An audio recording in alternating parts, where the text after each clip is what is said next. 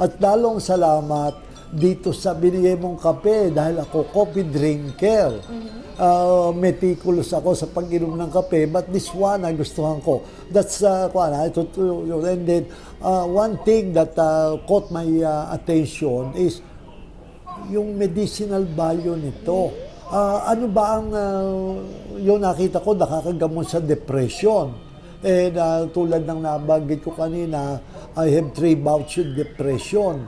Na ngayon, nung makita ko, this could bulletproof me more, no, against depression, although meron akong ginagawa to para ma-avoid na repetition. But talagang, then another thing, may tanong ako about yung, paano meron akong prostate, would this be helpful? 7-in-1 po yan. Oo, marami. So, I want to get yung brochure nito and I have to really check. But maraming salamat. Yung feeling niyo po ngayon upon drinking it? Okay ako. Siguro kaya kanina, no, in-interview ko, ay hindi ako nakaramdam ng,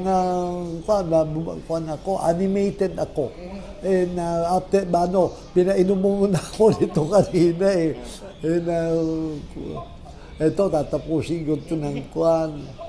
So, maraming salamat. Not only for inviting me here to be your guest this morning, but also for for the coffee. Maraming salamat.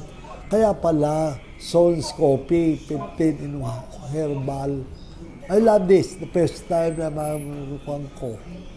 ma-taste ko.